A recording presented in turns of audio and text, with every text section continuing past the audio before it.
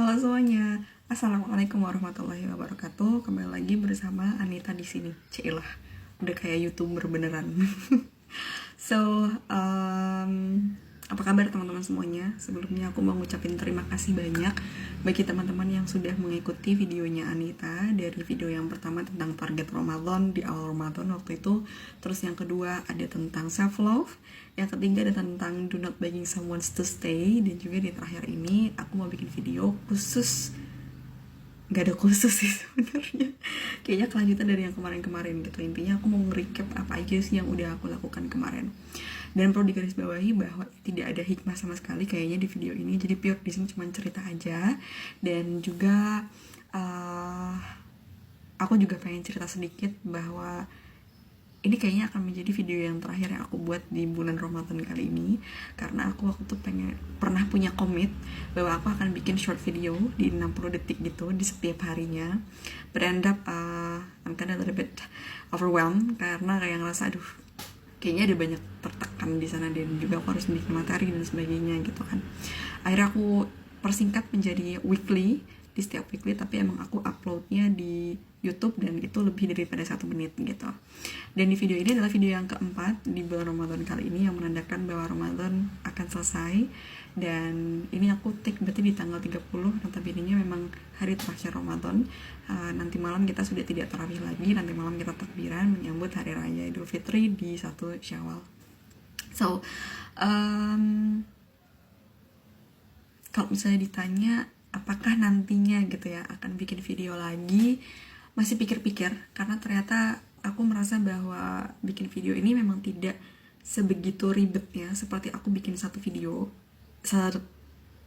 selama 60 detik. Karena kalau misalnya 60 detik itu kan kita punya ini ya, kayak range waktu yang mau gak mau kita mau ngomongin apa tuh harus selesai di saat itu juga gitu kan. Dan delivery dari pesannya itu kan sangat singkat, dan bahkan kalimat-kalimat yang kita gunakan pun juga lebih terkesan cepat gitu. Mungkin bukan kalimat yang digunakan ya, tapi intonasinya, terus speednya itu kayak cepet banget gitu. Sedangkan kalau di 10 menit ini aku ngerasa lebih enjoy dan juga lebih suka untuk sharing sesuatu ke teman-teman yang sekiranya itu emang aku pengen, dalam tanda kutip ya, aduh pengen mengeluarkan nih gitu kan, pengen mengeluarkan apa yang menjadi unek-uneknya aku kayak gitu. Dan akhirnya aku bikin ini kayak gitu, dan kayaknya entah seperti apa nanti setelah Ramadan, apakah akan aku bikin video lagi atau enggak, itu pikir nanti dulu.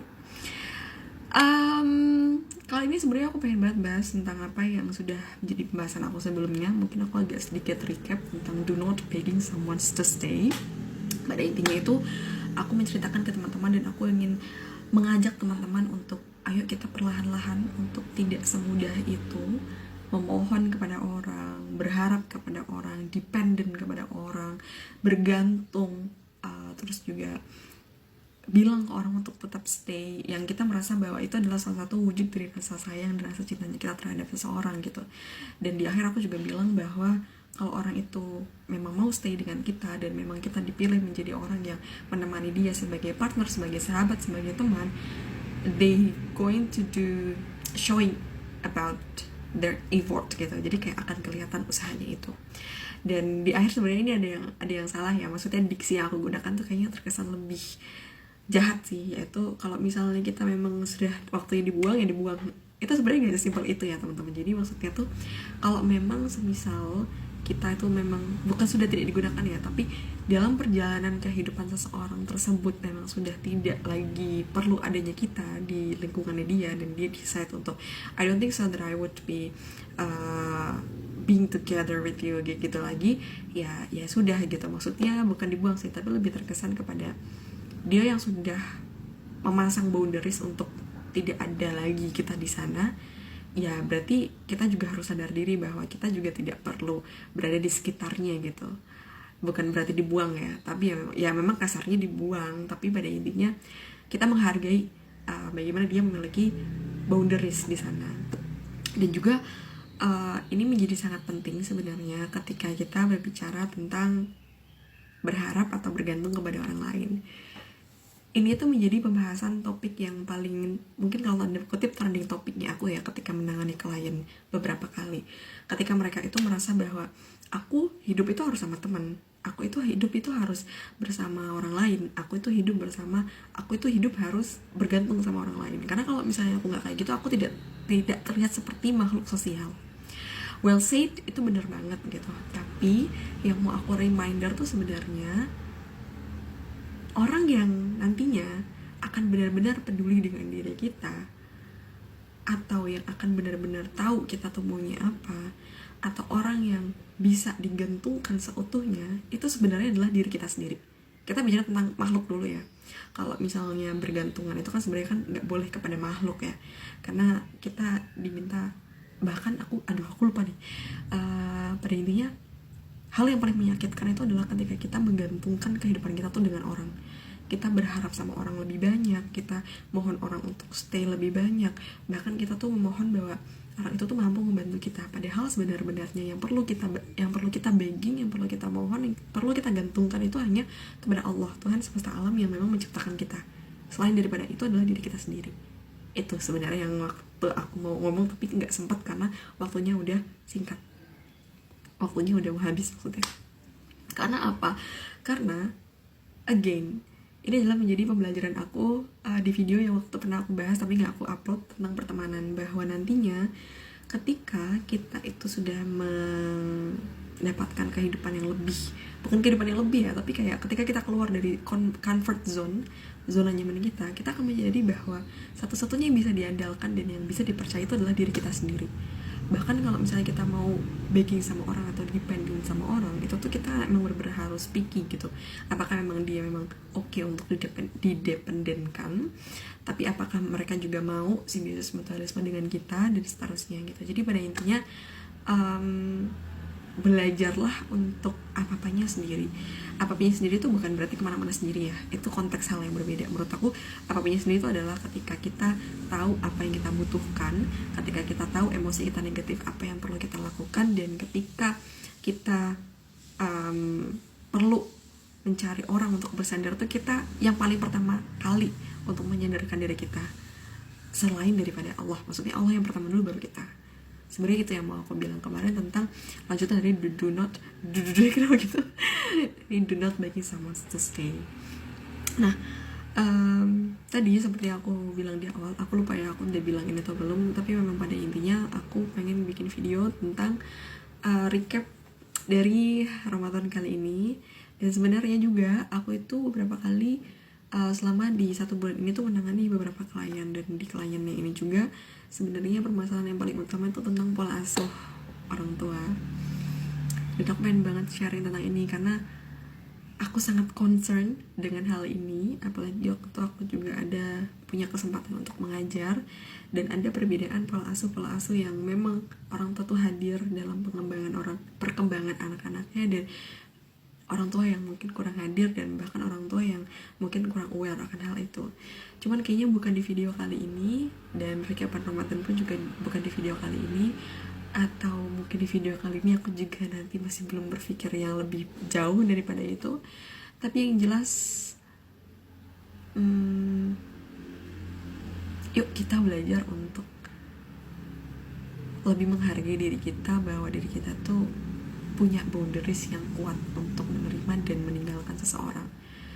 Dan kita pun juga tahu mana yang orang yang mau menghargai kita dan mana orang yang tidak mau menghargai kita. Kembali lagi tadi bersama dengan do not begging someone to stay, bukan maksudnya atau dibuang, tapi lebih kepada menghargai boundaries yang sudah mereka bangun. Dan kita pun juga menghargai diri kita, bahwa kita tidak sebegitu butuhnya validasi akan penghargaan dari orang lain, karena yang paling membutuhkan penghargaan dari diri kita itulah diri kita sendiri. Mungkin itu. Kayaknya kita perlu bahas tentang recap video di part kedua dari sesi video yang pertama. So by the way, mari kita bahas tentang Ramadan. Sebenarnya di Ramadan kali ini itu alhamdulillahirobbilalamin benar-benar spesial sekali. Ada beberapa hal yang tidak bisa aku ceritakan di video ini, tapi yang jelas pembelajaran yang aku dapatkan dari Ramadan itu adalah banyak sih sebenarnya, dan aku nggak tahu ya aku mau menceritakan dari mana dulu. Yang jelas memang ada hal-hal dimana kegiatan-kegiatan yang sebelumnya aku belum pernah lakukan akhirnya bisa aku lakukan. Ada hal-hal yang tadinya aku ngerasa skeptis dengan nonton video Escape, tapi jadinya aku lumayan ke-trigger untuk nonton sampai selesai di 1-30 episodenya. Dan ada mau apa, ada challenge yang aku setting buat diri aku sendiri. Salah satunya adalah nonton di Yakin Institute dan juga Bayinah TV tentang surat Ad-Duha, dan satu lagi tentang alam barzah. Tapi itu belum selesai, dan ya ini nih yang mau aku cerita, ini apa yang aku dapatkan dari Ramadan kali ini. Ramadan kali ini menurut aku pembelajaran yang paling penting itu adalah soal waktu. Ini benar-benar soal waktu. Aku tuh sangat menegaskan dengan sangat gitu bahwa waktu it's a really matter for all of us. Karena kenapa? Mungkin kita merasa kita tuh sudah memberikan waktu, atau bukan memberikan waktu ya, tapi menjaga waktu kita tuh dengan sangat produktif. Kita merasa bahwa kita waktunya mungkin sudah berjalan dengan sangat baik, yaitu dengan kita bekerja, terus kita kuliah, terus kita dari kuliah itu mungkin ada yang tilawah, ada yang murojaah, ada yang nonton video sekiranya untuk membangkitkan iman, kajian lah intinya, atau hal-hal lainnya gitu. Tapi menurut aku ternyata Ramadan tuh lebih daripada itu. Aku nggak tahu ya aku mau cerita sama mana, karena kayak ngerti gak sih, ada rasa kayak menggebu untuk mengingatkan kepada diri aku sendiri, tapi di sisi lain juga aku tahu hal ini juga tidak baik gitu untuk diceritakan. Tapi pada intinya gini, teman-teman pernah gak sih ngerasa menyesal dengan waktu yang sudah lewat begitu cepat ya?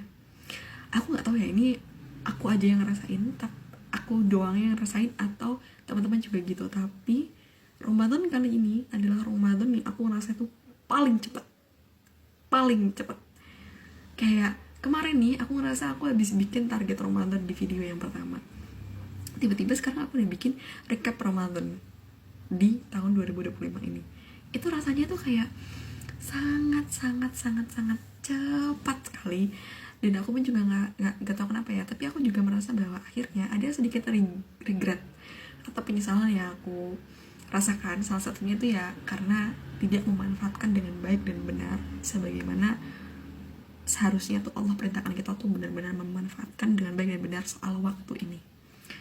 Kayak contohnya ada beberapa orang yang memang sudah, kita kan sebelum kita ngomongin itu, kita harus menggarisbawahi bahwa kita itu memiliki waktu yang sama, 24 jam yang sama, satu orang dengan orang yang lain.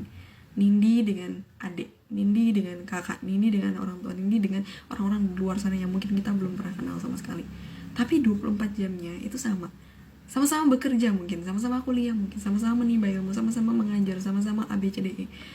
Tapi outputnya atau hasilnya pasti ada perbedaan. Contohnya, ada orang yang mungkin dia ini bekerja, bahkan bekerja itu luar biasa, tapi bisa menghasilkan atau bukan produksi ya, tapi menghasilkan mendapatkan hasil dia khatam 2 kali Al-Quran. Ada juga yang 1 kali, ada juga yang bahkan 5 kali, ada juga yang bahkan mohon maaf sekali, ada yang masih belum bisa menghatamkan Al-Quran. Ada yang dia sudah bisa murojaah, tiba-tiba mengingat kembali hafalan-hafalan Al-Qurannya dari juz 28, 29, 30 atau bahkan 1-30 juz. Ada yang murojaah 30 juznya, juz 30-nya maksudnya. Tapi ada juga yang tidak menambah hafalan sama sekali, atau bahkan lupa dengan murojaahnya. Ada juga yang dia yang mampu memanfaatkan waktunya untuk menambah ilmu berkaitan dengan akidah, berkaitan dengan fikih, berkaitan dengan apapun itu. Sedangkan ada yang hanya segelintir tentang permasalahan-permasalahan hidup, dan juga ada yang sama sekali tidak menambahkan ilmu apapun. Dan semua itu adalah kaitannya dengan waktu. Kadang kita bisa memanfaatkan waktu sebaik-baik mungkin, tapi memang output yang dihasilkan memang segitu. Tapi ada juga yang kita belum terlalu memanfaatkan, akhirnya ya end up hanya segitu juga. Tapi ada juga yang benar-benar se-powerful itu dengan memanfaatkan waktu yang luar biasa, akhirnya hasil dan outputnya pun juga sangat luar biasa. Dan aku iri dengan orang-orang yang kayak gitu. Sungguh aku iri banget. Aku irinya luar biasa. Aku ada penyesalan kemarin di 10 akhir Ramadan. Sekarang pun juga 10 akhir Ramadan ya. Kok geliang ya? di 10 akhir Ramadan juga. Salah satunya adalah berdiam diri di masjid. Kayak tau gak sih, ada orang-orang yang dimudahkan oleh Allah, digerakkan hatinya oleh Allah untuk bisa berada di masjid selama beberapa jam, istirahatnya hanya beberapa jam juga, dan dia benar-benar mengerahkan seluruh tenaganya dia untuk tilawah kepada Allah, berkholwat kepada Allah, memohon kepada Allah dan sebagainya. Sedangkan kita di sini tidur hanya menunggu sahur datang lagi dan tidak memanfaatkan waktu sebaik-baiknya. Itu aku yang sangat aku menyesalkan pada waktu itu. Hingga akhirnya aku menyadari bahwa memang kita sebaik-baiknya manusia itu adalah waktu.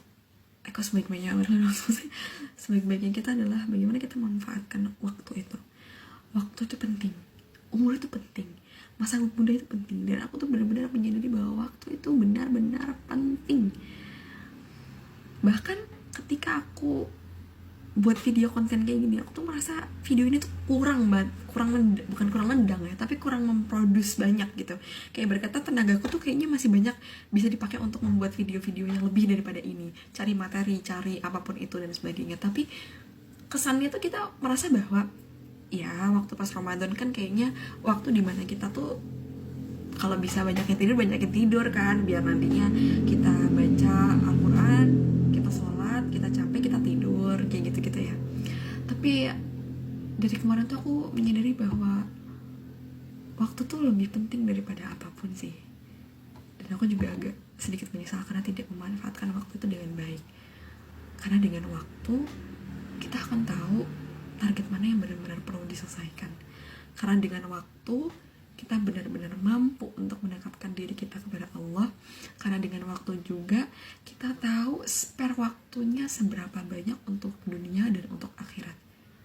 Dan balik lagi, di Ramadan kali ini, waktu ketika kita memberikan yang sangat luar biasa, apalagi dari segi amal ibadahnya kita, itu tuh kayak dikasih diskon besar-besaran gitu loh. Kita baca Al-Quran berkali-kali lipat, kita jamaah berkali-kali lipat pahalanya, kita sedekah berkali-kali lipat, kita infak berkali-kali lipat, kita berdoa pun itu tuh bener-bener kayak yang